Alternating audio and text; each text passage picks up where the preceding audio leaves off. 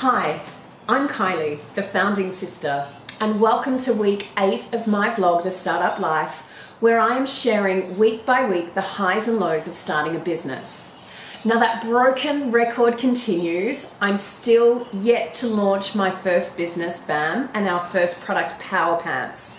But as I've called it, my overdue baby, I'm now having those first signs of labor. The birth of my 4th baby is imminent. Watch this space, it will be happening any day. Now this week, as always, I am going to be sharing the highs and the lows of my week, reflecting on what I'm grateful for, and also looking at a comment that's been posted on the vlog. So starting with the high, my high of the week has been receiving the logins to the back end of my website, and it feels like receiving the keys of the brand new car. I've spent the last few days having a look around in the back end, testing my website. There were a few things that weren't working the way I expected. There's something that's still a little bit broken that's preventing me from launching. However, I'm really enjoying understanding the back end, trying a few things, setting things up the way I want them, and I've just started to put some stock into the back end so that when I hit launch, we're ready to go. So that's all been really incredibly exciting, and I'm hoping once the couple of issues are addressed, I'll be able to move on to that user experience testing that I've spoken about in a previous vlog. On to my low of the week, and my low has been my feeling of frustration leading up to getting those logins to my website. Now, I've mentioned in perhaps last week's vlog how as a small business, I've had to get used to having less buying power than I'm used to working for a large corporate who's spending lots of money with suppliers. As a small business, you don't have that buying power, and you certainly can't demand the same level of service from your suppliers. So you need to be really careful about who you select to work with. Now, working with my web designer, I've been incredibly happy with the results. I can't fault the product. I've just found the whole process incredibly frustrating because of a lack of communication. And I guess there's a message out there to those of you that are starting a business and you're dealing with small business clients, is that communication is so important.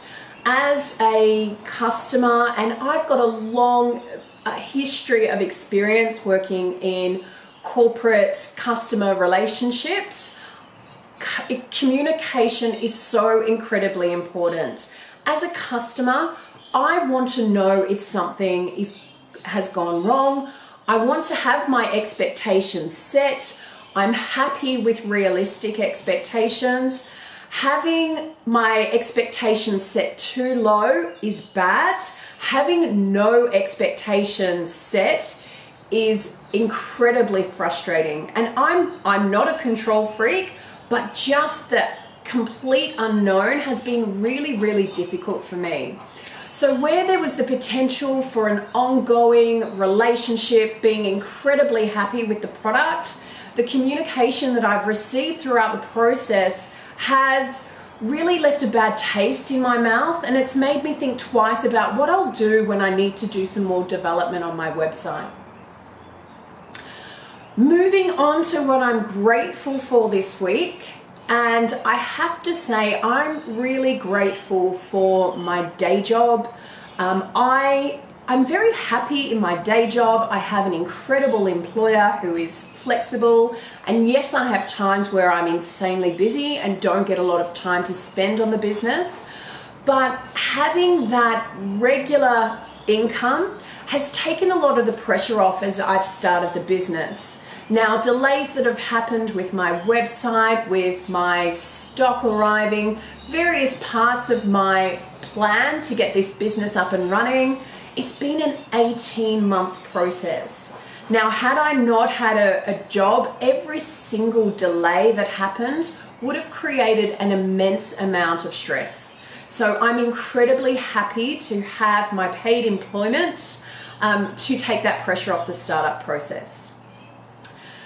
Finally, looking at the comment that has been posted to me directly in a direct message, the question is asking, how did I start up with a project plan? So did I have something documented? Did I use a Gantt chart or Microsoft project? It's a very good question. And one thing that I did start with was a business plan. And I would recommend this to anybody out there. A business plan is the best place to start because you're going to lay out those high level actions, those really important milestones that you're going to need to meet in your startup journey. I did take the time to write a bit of a detailed project plan. I detailed a bunch of tasks, their dependencies, the timeframes that expected.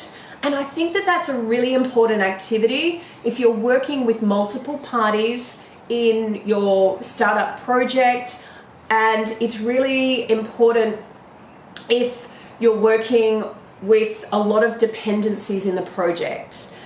However, I would say that depending on you as a person and the amount of time pressure that you have, something different may work for you.